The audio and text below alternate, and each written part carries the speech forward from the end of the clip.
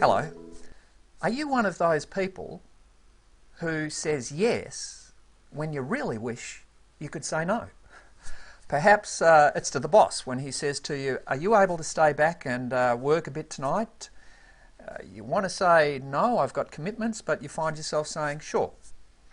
Or perhaps it's the co-worker when you're really flat out and busy, you've already worked through your breaks and they're saying to you, are you able to give me a hand? And you find yourself saying, yep, okay, but you really wish you'd said no. Or perhaps it's that customer who rings you up and says, look, are we able to bring forward the delivery time on those goods? And inside, you wish you could say, well, no, we've actually scheduled around that delivery timeline. But instead of saying that, you find yourself saying, yeah, sure, no problem. And we all know that the person who's not able to set boundaries and manage unreasonable requests in the workplace is a person who will very likely find themselves overloaded, overwhelmed, overstretched, and very much stressed out.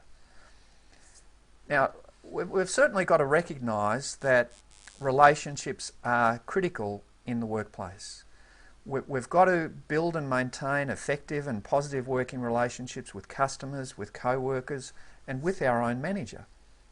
But having said that, we've still got to be able to stand up and protect our well-being. We've got to be able to speak up and let someone know when what they're asking for is basically unrealistic or unreasonable.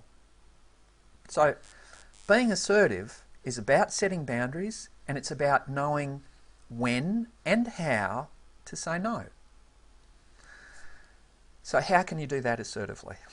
Well, firstly, when a demand is being placed upon you, when a request over and above the norm is being made of you, the first thing to do is just step back, take a breath, and make sure that you scope out and actually understand what is being asked of you and what it might cost you. Secondly, if you make the assessment that the demand or the request is not reasonable or not doable, we're not talking about just saying a blunt no to the person. The important thing here is that you explain what your existing commitments are, and then you say no. It's not a blunt no, it's an explanation as to why you are not able to accommodate the person. But it's not enough to do that. Otherwise, if you stop there, you run the risk that you may be seen as obstructionist. So the next step is explaining what you can do for the person, offering them something as a means of maintaining goodwill.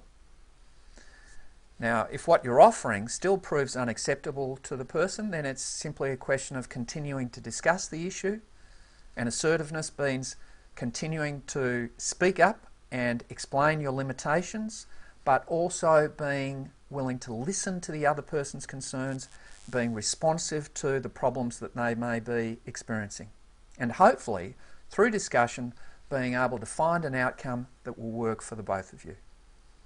So, in a nutshell, the important point that I hope you take away here is that if you are going to maintain your well-being in a very demanding environment, then you've got to be able to set boundaries in all relationships that you have, whether it's with co-workers, customers, or your own manager.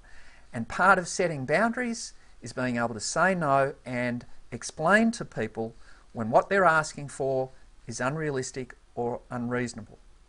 However, as we've said, being willing to explain why you can't do that and offer what you can do, and then through discussion finding a solution that will work for the both of you.